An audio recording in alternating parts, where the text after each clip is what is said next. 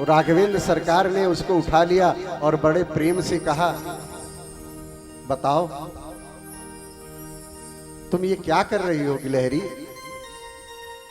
तो उसने कहा, आप देख नहीं रहे, मैं पुल बना रही हूं। तो जब उसने कहा, आप देख नहीं रहे, मैं पुल बना रही हूं, तो जितने बानर भालू थे सब ठहाका मार के हंस पड़े।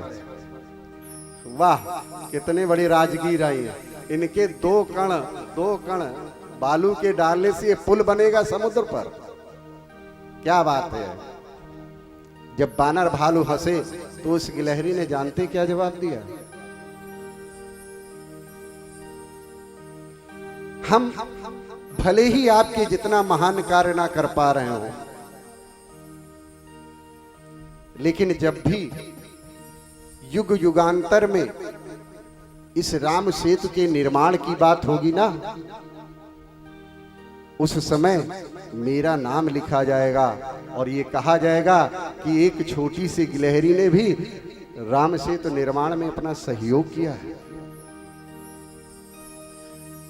तो मुझे नहीं मालूम, मैं राष्ट्र निर्माण के जिस कार्य की तरफ चल रहा हूं, पता नहीं मेरा हो सकता है वो गिलहरी प्रयास ही हो, कोई फर्क पड़ेगा नहीं पड़ेगा मुझे नहीं मालूम। मैं नहीं जानता भविष्य के गर्भ में क्या छिपा हुआ, लेकिन इतना जरूर जानता हूं कि जब भी नाम आएगा तो ये जरूर कहा जाएगा कि राष्ट्र निर्माण में एक यह छोटा सा सुपुत्र हमारा लगा था। बस इसी भाव से, इस भावना से ग्रसित होकर के मैं कार्य कर रहा हूं। बोली राघवेंद्र सरकार की जय, भारत मैया की जय हो, भारत माता की जय हो, भारत माता की जय हो, राष्ट्र देव की जय हो, राष्ट्र देव की। जय हो। आइए बड़े भाव से कथा में प्रवेश करें। कल की कथा का विश्राम हम सब ने लिया था कि भैया श्री भरत खड़ाऊ लेकर के वापस आते हैं नंदी ग्राम में, कुटीर बना करके जैसे राम जी वन में रह रहे हैं उसी प्रकार से वल्कल वस्त्र धारण किए हैं, राजसी वस्त्रों का त्याग कर दिया है, शीश पर उसी प्रकार से जटा कसी है, और जैसे राम नग्न पैर हैं वैसे ही भरत भी नग्न पैर ही चलते हैं।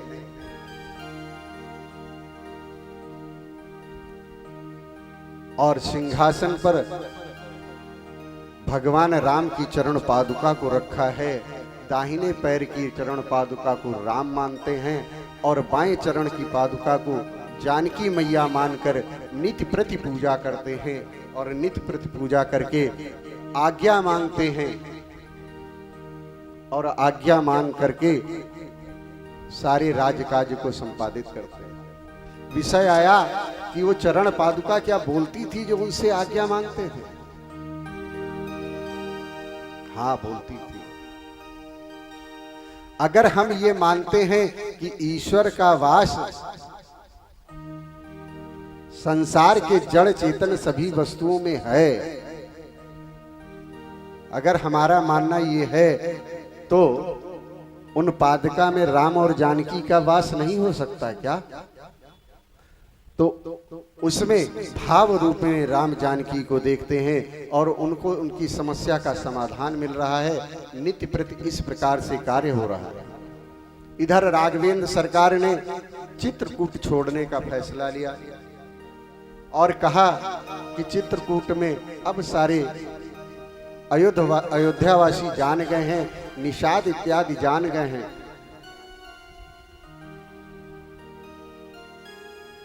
अब ये समय समय पर आकर के वहां पर हमारे वन में रहने में विघ्न बाधा करेंगे, हमारे कार्यों में।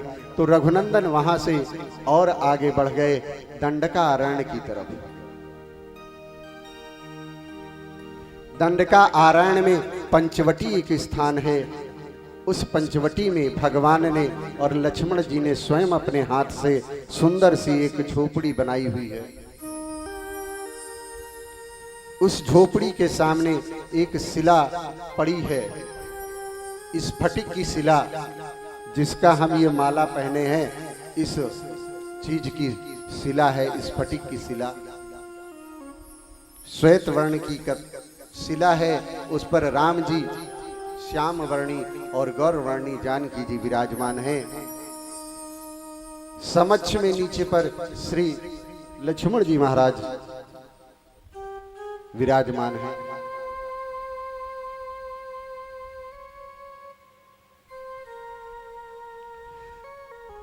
लक्ष्मण जी ने कुछ प्रश्न किए हैं, राम जी उनका उत्तर देते हैं। उससे पहले एक दिन की बात है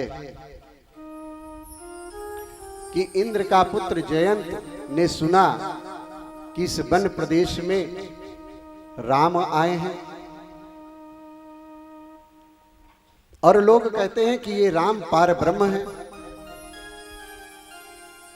मुझे देखने में तो एकदम साधारण सा मनुष्य दिखते हैं, ये राम कैसे हो सकते हैं? ऐसा इंद्रपुत्र जयंत ने विचार किया और कौवे का रूप बनाया।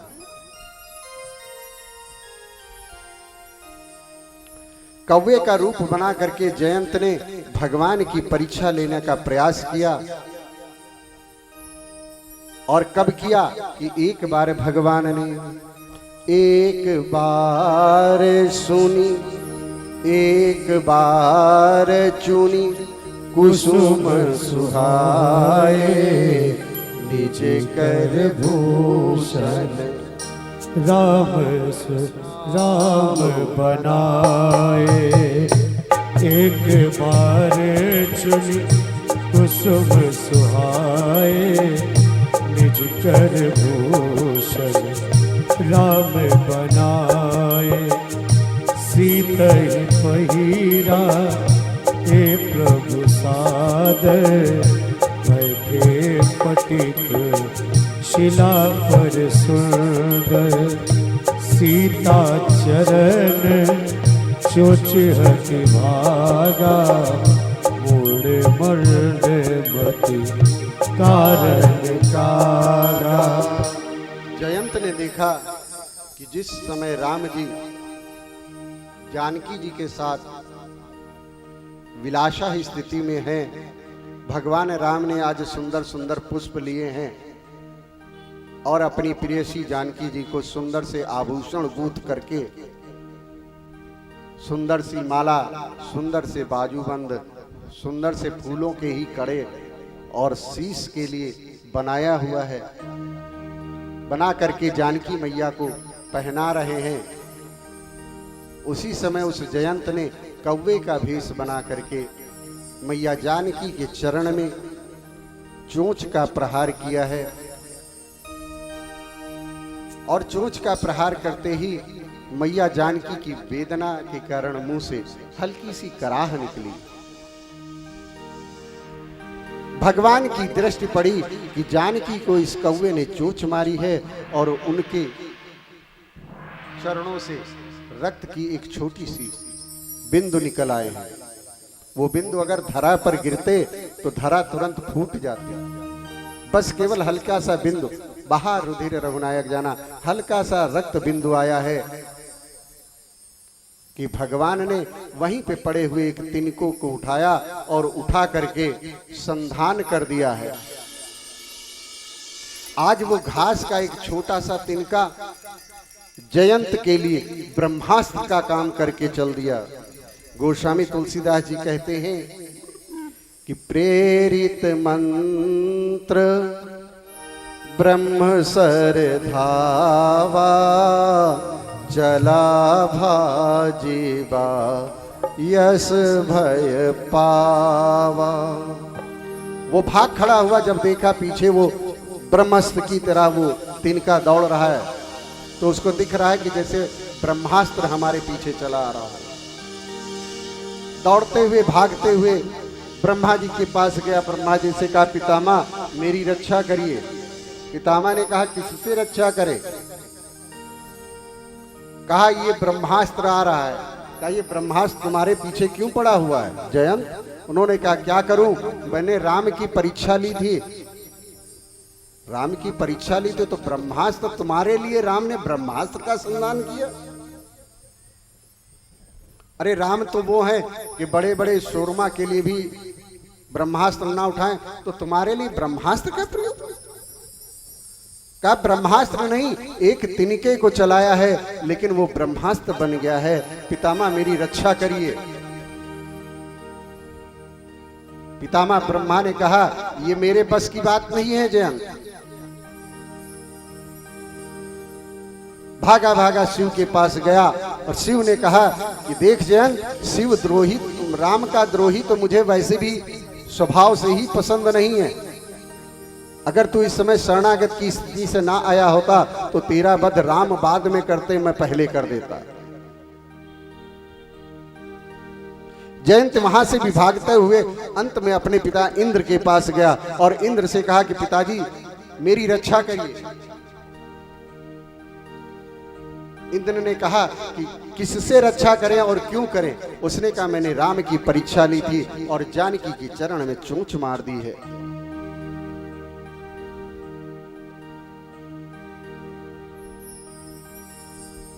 इंद्र ने कहा जयंत यहां से भाग जा, तेरे ऐसे 100 पुत्र भी कुर्बान हो जाए तो कोई बात नहीं, पर मैं राम का विरोधी नहीं रख सकता, शरणागत नहीं कर सकता, उसकी रक्षा करने की क्षमता मुझ में नहीं है। तो यहां से चला जा, इससे पहले तेरे साथ साथ मैं नष्ट हो जाऊं। अब जयंत तीनों लोक में दौड़ा दौड़ा फिर रहा है। अरे वाह रे संत, वाह रे संत, संत हृदय नवनीत समाना। इतना द्रवित हृदय संत के अलावा कौन है? और कहते हैं कि संतन के संग लाग रे तेरी बिगड़ी बनेगी, के संग लाग रे तेरी बिगड़ी बनेगी, तन के संग लाग रे तेरी बिगड़ी बनेगी, बिगड़ी बनेगी तेरी बिगड़ी बनेगी, बिगड़ी बनेगी तेरी बिगड़ी बनेगी, अगड़ी बनेगी और अगड़ी बनेगी और पिछड़ी बनेगी, अगली बनेगी और पिछली बनेगी, संतन के संग लाग लाग रे तेरी बिगड़ी बनेगी, संतन के संग लाग रे तेरी बिगड़ी बनेगी, अगली बनेगी तेरी पिछली बनेगी, अगली बनेगी तेरी पिछली बनेगी, संतन के संग लाग रे तेरी बिगड़ी बनेगी, संतन के संग लाग रे तेरी बिगड़ी बनेगी। संतों का साथ मिल जाए तो जीवन के बड़े बड़े समस्याओं का समाधान बड़े आसानी से मिल जाता है। नारद जी जैसा संत जयंत को मिल गया। नारद जी ने पूछा कि जयंत तू कहां भागा भागा जा रहा है? कहा महर्षि देवऋषि मैं भाग इसलिए रहा हूं कि मेरे पीछे राम ने जो ब्रह्मास्त्र चलाया था उसके कारण, और संसार में कोई मेरी रक्षा नहीं कर पा रहा।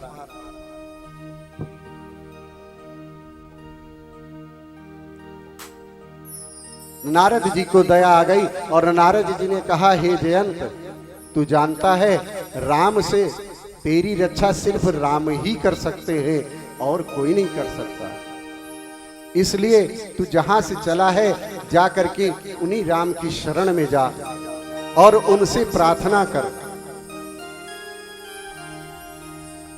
राम चाहेंगे तभी तेरी रक्षा संभव है, अन्यथा तेरी रक्षा नहीं हो पाएगी। नारद जी से वचन सुन करके जयंत भागा भागा आज उसी पंचवटी में आया है जहां राम जानकी विराजमान है, और राम जानकी को देख करके जयंत ने शरणागति होने के लिए कहा है कि हे भगवान प्रभु हम भी शरणागत है, स्वीकार करो तो जाने, प्रभु हम भी शरणागत हैं, स्वीकार करो तो जाने। अब हमें पतित से पावन, अब हमें पतित से पावन, स्वीकार करो तो जाने।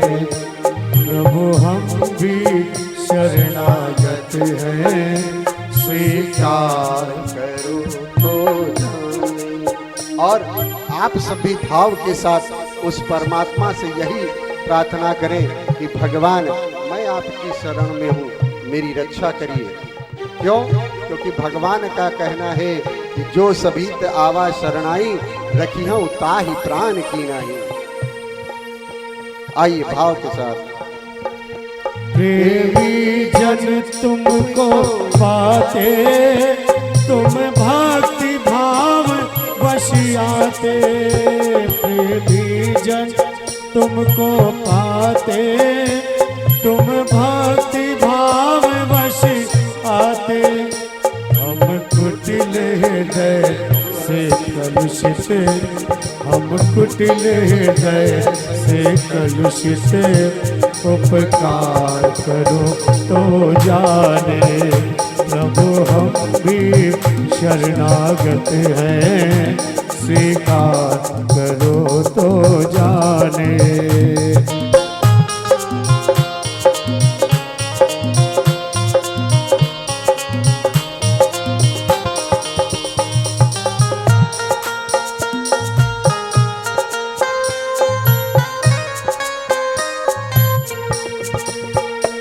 ज्ञानी तुम में तन्मय है, ध्यानी भी तुम में लय है।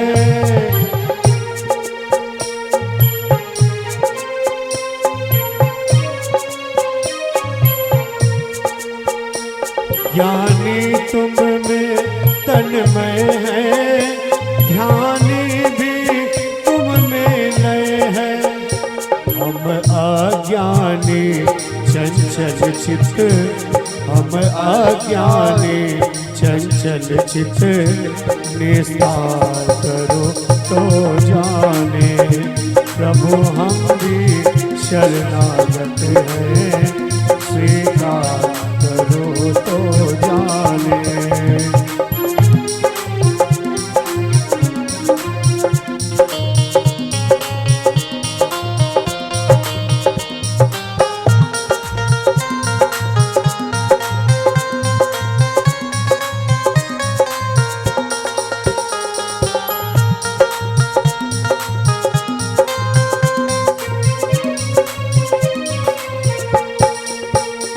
क्या मुखले विनय सुनाए, हम कैसे तुम्हें मनाए। ले विनय सुनाए, हम कैसे तुम्हें मनाए। अगणित अपराध किए हैं, अगणित अपराध किए हैं, उद्धार करो तो जाने। प्रभु हम भी शरणागत हैं, स्वीकार करो तो जाने।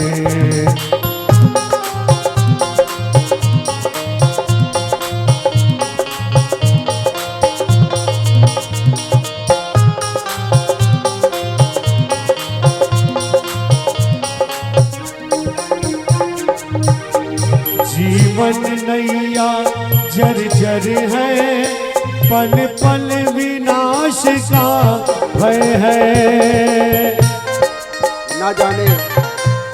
ना जाने कभी ये श्वास छोड़ दे इस शरीर को।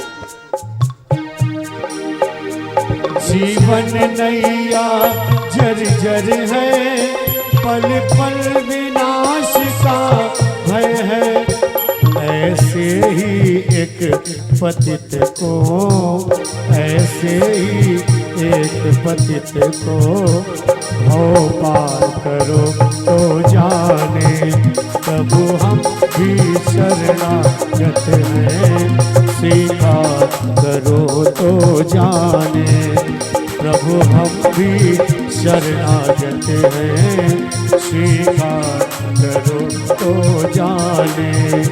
अब हमें पतित से पावन, अब हमें पतित से पावन, सरकार करो तो जाने, सरकार करो तो जाने, सरकार करो तो जाने, सरकार करो तो जाने। बोली राघवेंद्र सरकार की जय। भगवान की जब इस प्रकार से पुकारा है तो मेरे भगवान राघवेंद्र सरकार का एक ही सूत्र है, जो सभीत आया शरणाई, रखियों ताहि प्राण की नाही। जयंत को अभय दिया है, पर अभय देने से पहले तुम ऐसा कार्य दोबारा ना करो, उसके लिए एक नेत्र का करके छोड़ा है। आज भी कौवा एक आंख से ही देखता है।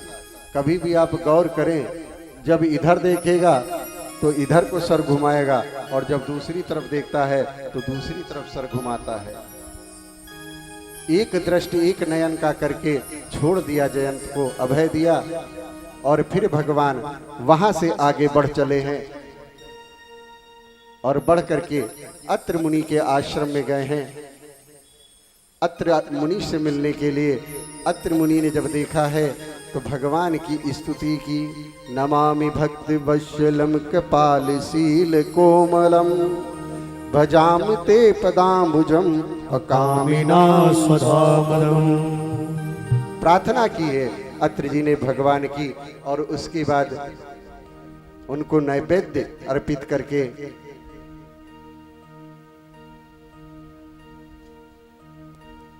और जब अत्रि के आश्रम में गए हैं ना,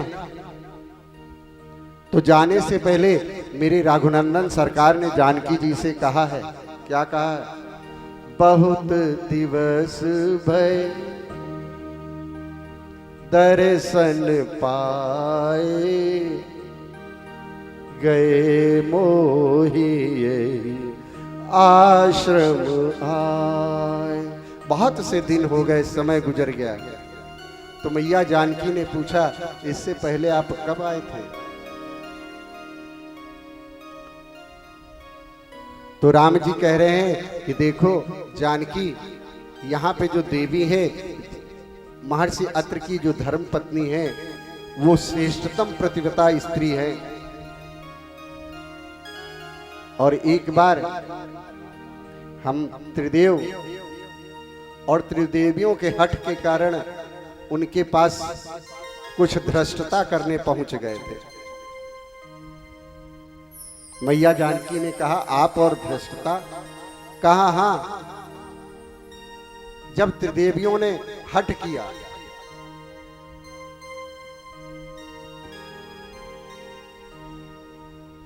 जब त्रिदेवियों ने हठ किया, क्या हठ किया? कहा एक बार नारद जी जो है ना, मैया गौरी की सती में पूजा होती है, जितनी भी माताएं हैं ये सब अगर अच्छे वर पाने के लिए और सतीत्व के लिए अगर किसी की आराधना करती तो किसकी करती है? मैया गौरी की। तो नारद जी पहुंचे, कहा मैया, उनको एक अभिमान था कि संसार में मैं ही सबसे बड़ी प्रतिव्रता हूं, जिसके कारण मैं पूज्य हूं। नारद जी पहुंचे और सहसा का बैठे, मैया बहुत दिनों बाद आया हूं, प्रणाम है। तो मैया ने पूछा कि पुत्र इतने दिन तुम कहां रहे? तो नारद जी कौतुकी हैं, जहां न जल रहा हो वहां जला दें, और जहां जल रहा हो वहां बुझा दें, दोनों काम करते हैं। ऐसा नहीं सिर्फ जलाते हैं, जहां जल रहा हो वहां बुझा भी देते हैं। कहा मैया क्या बताए, धन्य है वो सती अनुसुईया, उन्हीं के दर्शन के लिए चला गया था। कहाँ चले गए थे? कहा भूलोक पे अत्रि जी के आश्रम चला गया था। मैया अनुसुईया धन्य प्रतिव्रता स्त्री है। आहा, संसार में उनसे बढ़कर के कोई प्रतिव्रता नहीं। मैया गौरी ने कहा मुझसे अधिक? कहा मैया आप बुरा मान जाएंगी, मुझे तो लगता है आपसे अधिक है।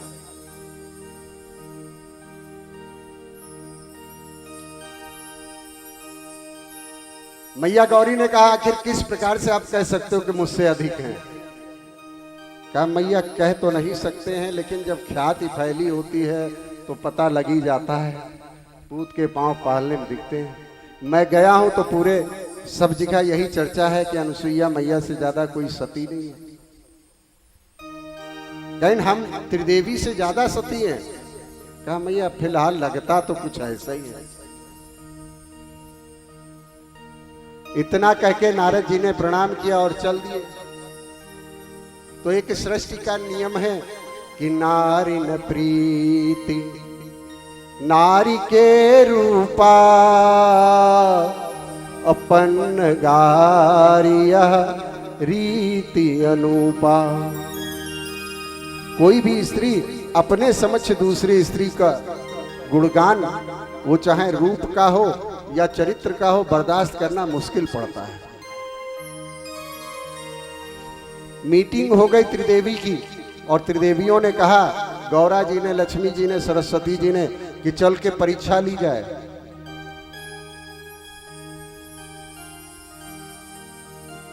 तो गौरा जी ने कहा देखो एक बार मैं राम की परीक्षा लेने गई थी तो मैं खुद तो परीक्षा लेने न जाऊंगी।